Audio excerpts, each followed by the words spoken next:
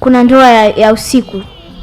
Ndoa ya usiku unaipiga ndoa yako pale Alfata Amina na chai yako na maandazi, maisha yanaendelea. Ndoa ya usiku utaonekana wewe. Sasa kutokana na hali sasa hizo 300 ndugu yangu ufanye sherehe kubwa. Hata mchana unaweza kufanya sherehe kubwa tu ya kawaida tu pale. Natumai uko salama salimina penzi msikilizaji wa Radio Black FM popote ulipo. Ni leo Ijumaa ine penzi msikilizaji wa Radio Black FM popote ulipo. Leo ni tarehe 10 za mwezi wa 5 2022. Ni 94.9 jijini Bujumbura penzi msikilizaji. Ni kipindi chako kinakuja kila siku Jumatatu hadi Ijumaa. Muda wa saa 3 kamili hadi muda wa saa 4 kamili. Mambo mazuri yataki haraka penzi msikilizaji. Natumai ulishajua ni nani ndani ya mjengo wa Radio Black FM 94.9 jijini Bujumbura. Nikujuze tu kama kila siku siko pamoja ndani ya mjengo wa Radio Black FM, tuko na wenzangu tunaongoza kipindi hichi cha shamsham za pwani. Kama kawaida mpenzi msikilizaji, nipo Rahma Uthmani ndani ya Mike. La Dolphin ndani ya Mike. Natumai penzi msikilizaji wa Radio Black FM umeshajua tuko wa dada wa mama watatu vile ndani ya mjengo wa Radio Black FM.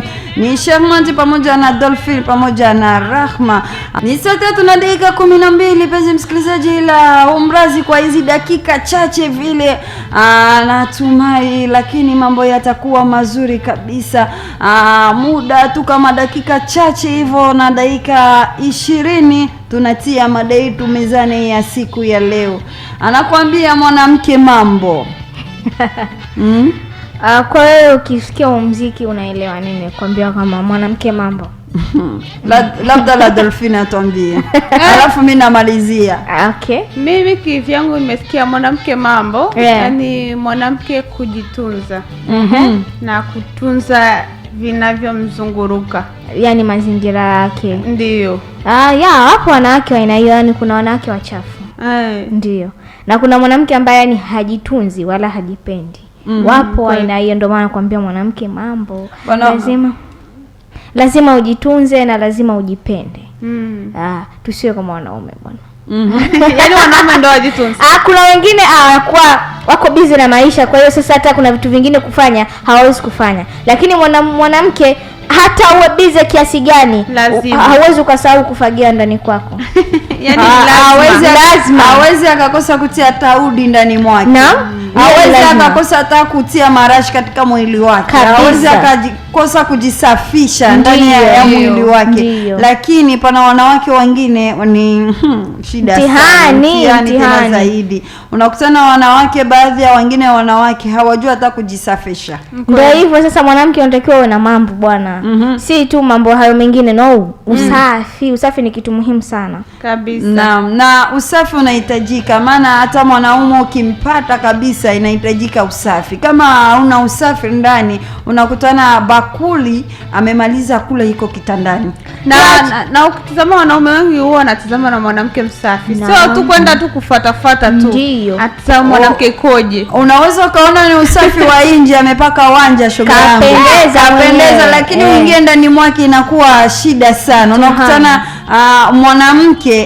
mwanamke nguo amevaa amejipodoa, lakini ndani mwake unakutana kitanda chake tu. Yani chandarua kingali mchana mzima. Yani amekurupuka tu na kwenda kazini, hajasema eti basi niamke mapema nitandike kitanda changu vizuri, niweke neti vizuri. No, yani kaamka kama mwanaume anaondoka. Haipendezi kwa mwanamke. Unakuta kuna mwanamke mwingine ana mtoto. Yule mtoto ile pempa ambaye amevaa, ndugu yangu, kuvuliwa mpaka usiku. Anamuumiza mtoto, lakini mtoto lazima aumie kwa sababu ile pempa ina mambo mengi mle. Ila mimi najua mwanaume mpaka kuja kuchumbia kabisa anataka kuoa anakosa kuchunguza. anakuwa ameshakuchunguza, ndio hatukatai, lakini sasa kuna ile tabia ya mtu unaweza kumchunguza, lakini ndio Mungu alivyomuumba hivyo. Nigusie hapo katika uchumba huwa mara nyingi tunaficha makucha. Alafu kipindi umeshaolewa umeingia ndani ndio makucha yanatoka. Una tabia ya uongo. Naam. Unaficha katika wakati wa uchumba. Una tabia ya uchoyo. Unaficha, unaenda kwa familia mwanaume, unajitakasisha mbele ya familia mwanaume. Kumbe ndani yake vile ni mtihani zaidi. Unakutana anajifanya kama iko kea sana na familia mwanaume. Kumbe hamna lolote. Unakutana mwanamke mwenyewe hana mazingira. Ndio maana anakuambia mwanamke mambo, mwanamke mazingira. Usichukui shuka ukaitandika siku wiki nzima iko kitandani. Jamani.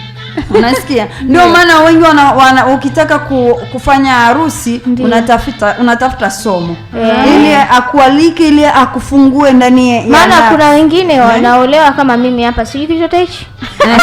Ni kweli, lakini ukishanitafutia somo ataniambia hivi na hivi na hivi na vitu vingine nitaviweka kichwani kwa sababu nimefundishwa. Lakini somo mkubwa ni mama yako mzazi. Maana mama ndiye amekufunza tangu ungali mdogo mpaka unakuwa. Ndio anakwambia hivi, hii ni makosa. Mwanamke anastahili kuwa na usafi. Ndiyo. Mtoto wa mtu anastahili kuwa na usafi. Mtoto wa mtu anastahili kuoga mara 3 kwa siku. Ndiyo. Mtoto wa mtu anapashwa kuwa anasafisha nyumba, anafajia, anapiga depi hata mara 3 kwa siku, mara 2, ili usafi uwe ndani. Usijisafishi tu mwili wako nje alafu ndani nyumba inanuka. Ndio maana unakutana wanaume wengi wanakimbia ati mimi nina mkoshi. Bali wewe mwenyewe umejitia mkoshi katika mwili wako. Na kuna hii system kama ulivyosema ndugu yangu kwamba kuna wanawake wengine ile harakati za kuchumbiwa unaficha makucha. Jamani, mimi sio hivyo. Mimi sijawahi kujificha makucha yangu. Vyovyote vile anikubali the way nilivyo. Na nikishaanza kuficha makucha yangu, mpenzi msikilizaji, pale ambapo nitaingia kwenye ndoa itakuwa ni mtihani, kwa sababu yule mwanaume kashanizoea mimi ni mkimya, mimi ni ongeaji, sikatai. Ndio. Akianza kupokea oya vipi? Mambo yanasemaje? Maisha yanaendelea. Kashanizoea, nikipiga tu simu Rahma lazima apokee hivi. Lakini sasa ikiwa ni tofauti, hata siku nikiingia kwenye ndoa anakuambia, "Mbona kama vile umeanza kubadilika?" Hajakuzoea katika ile hali. Ila ukimuonyesha inakuwa ni vizuri kwa sababu ashazoea ile hali, hawezi kusema tu umebadilika. Na inamsaidia vitu fulani kwa sababu ile unamuonesha mimi niko hivi inamsaidia. Anaingia, anakuoa, anajua mke wangu yuko hivi, ndio. Yuko hivi. Sasa wale kwenda naye hivi. Wale wenye zile tabia za kuficha kwamba mimi naona aibu. Kuna kitendo kilinitokea tuseme. Kuna ile system mtu mwanaume anakutoa out. Shaona ile kukutoa out, unaona haya kusema utakula nini wewe mwanamke wewe. Usishangae ndio ofa ya mwisho hiyo, huwezi kupata ofa nyingine tena. Ni kweli. Alafu unasema mwanaume anakuambia baby chagua. Ni muda wako chagua. Naona hivi wewe. Naona hivi. Nipeleke mimi naone. Eti mimi nakunywa Fanta. Akati kuna juisi za na baga. Kwa kweli acha aibu za hivyo, hakuna aibu za hivyo. Kama wewe ni mlaji, onesha ulaji wako. Ndio. Kula. Afu tumbo unajua alifichikaje kabisa. Lakini unakutana amecomment hivyo chakula kinamshinda, eti kimemshinda, kumbe anaongeza na nyingi. Mimi nenda na mfuko. Lakini shida napakia kuna mfuko na nyumbani. Anakuwa ni aibu, lakini mimi nisikufichi mwenzangu. Ndio.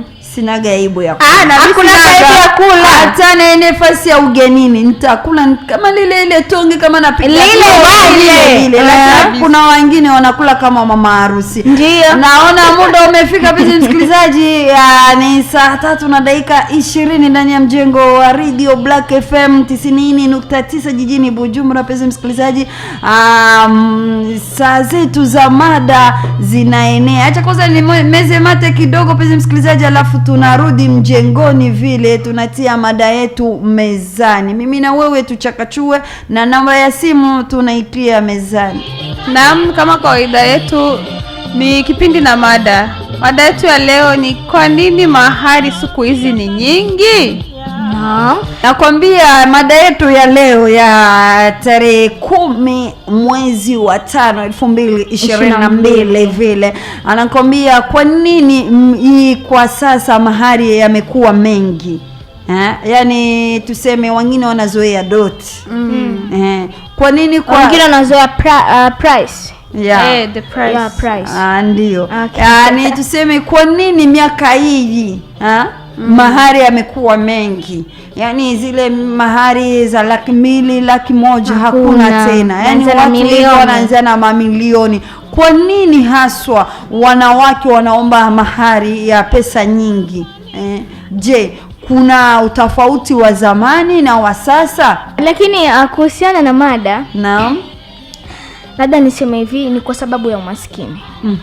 Unajua wazazi wetu siku hizi choka ni mbaya sana.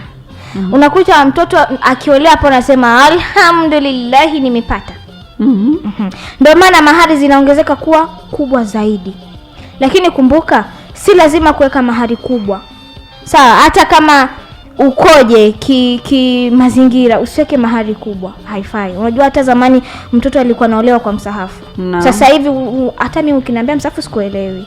Sasa umaskini ulishakuwa mwingi. Ndio.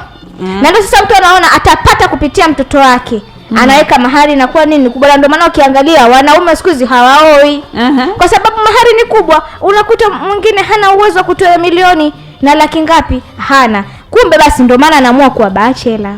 Hapana, mimi kivyangu mimi kweli umesema umaskini. Lakini kivyangu mimi nadhani kutokana na uchumi.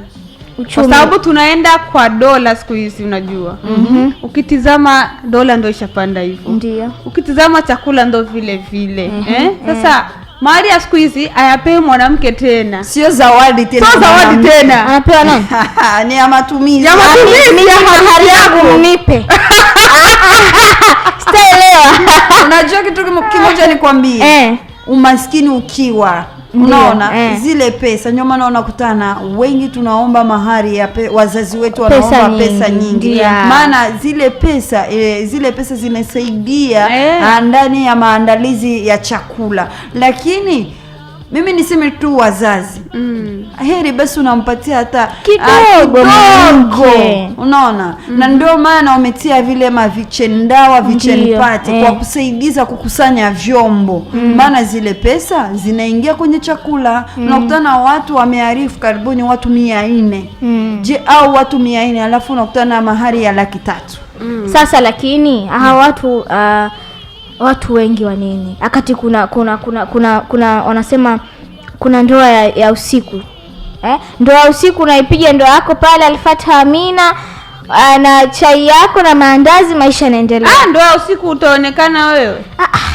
Sasa kutokana na hali sasa hizo 300,000 ndugu yangu ufanye sherehe kubwa. Hata mchana unaweza kufanya sherehe kubwa tu ya kawaida tu pale na ikapendeza. Si hiyo vitu sijui kitendao. Sasa mwanamke anakuta hapati hata 5.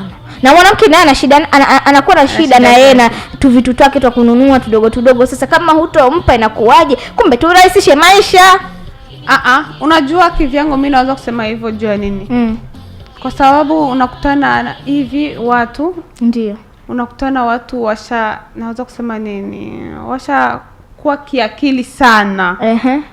Katika mahari mengi mimi naona hiyo sio issue. Issue ni nini? Issue ni gisi tunavyoenda katika nchi na utamaduni ushabadilika. Sio kama zamani. Gisi umesema wewe wakikwambia mahari ya msafu huwezi kukubali. Siwezi nikakubalia. Sasa unaona sasa kumbe gisi siku zinaenda, miaka inavyoenda ndio vitu vinavyobadilika. Na ndivyo hapo wanaume hawatoaga kamwe. Wataoa. Kwa sababu gani nasema hivyo Dolphy? Mwanamume unakuta hana hiyo milioni. Yeye uwezo wake labda 700,000 ndugu yangu anakufuata. Wewe utakubali kwa 700,000? Na kati ushazoea milioni.